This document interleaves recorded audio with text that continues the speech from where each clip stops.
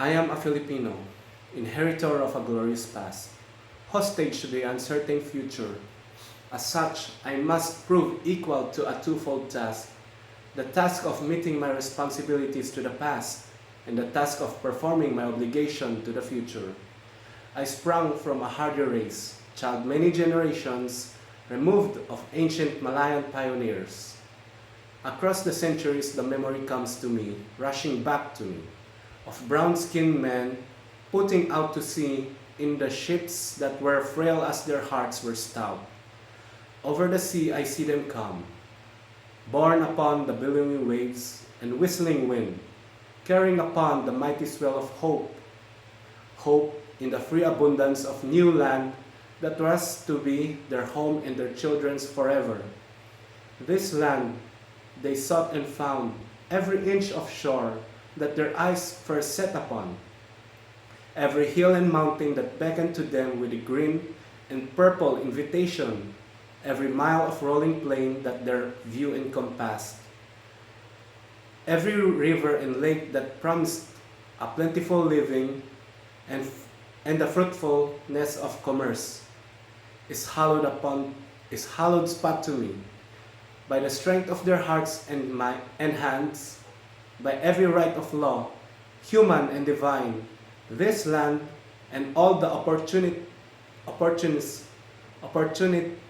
thereof, the black and fertile soil, the seas and lakes and rivers teeming with fish, forests with inexhaustible wealth in wildlife and timber, the mountains with their bowels swollen with minerals. The whole of this rich and happy land has been, for centuries without number, the land of my fathers. This land I receive in trust from them, and in trust will pass it to my children. And so until the world is no more, I am a Filipino.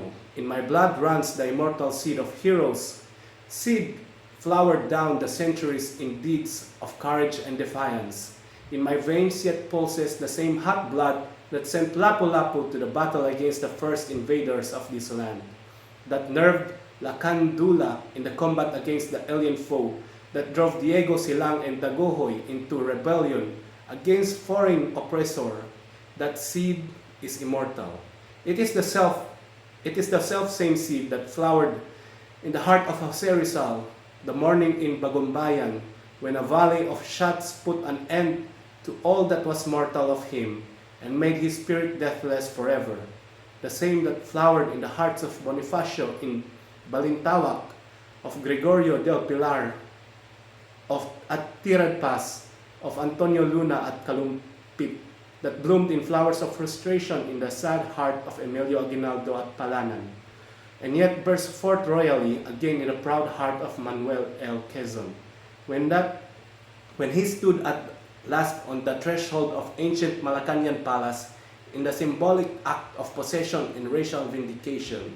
The seed I bear within me is an immortal seed. It is the mark of my manhood, the symbol of dignity as a human being, the last seed that was buried in the tomb of Tutankhamen many thousand years ago. It shall grow and flower and bear fruit again. It is the insignia of my race, and my generation is but a stage in the unending search of my people for freedom and happiness. I am a Filipino, child of the marriage of the East and the West.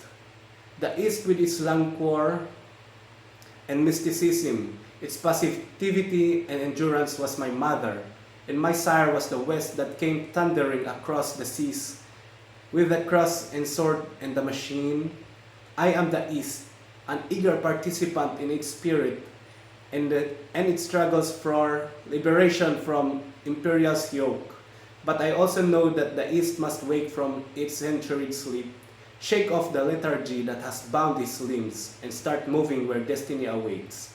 For I too am of the West, and the vigorous peoples of the West have destroyed forever the peace and quiet that once were ours. I can no longer live a being part from those whose world now trembles to the roar of bomb and cannon shot. I cannot say of a matter of universal life and death, of freedom and slavery for all mankind, that it concerns me not. For no man and no nation is an island, but a part of the main. There is no longer any East and West, only individuals, nations making those momentous choices which are the hinges upon which history resolves. At the vanguard of progress in this part of the world I stand, a forlorn figure in the eyes of some, but one defeated and lost.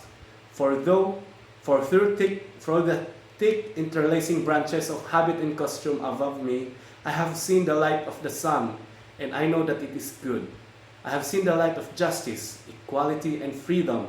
My heart has been lifted by the vision of democracy, and I shall not rest until my land and my people shall have been blessed by this.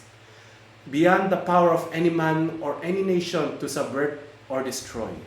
I am a Filipino, and this is my inheritance. What pledge shall I give that I may prove worthy of my inheritance? I shall give the pledge that has come ringing down the corridors of the centuries, and it shall be compounded of the joyous cries of my Malayan forebears, when first they saw the contours of this land loom before their eyes, of the battle cries that have resounded in every field of combat from Mactan to Tirad Pass, of my voice of my people when they sing, Land of the morning, child of the returning, never shall invaders trample thy sacred shore.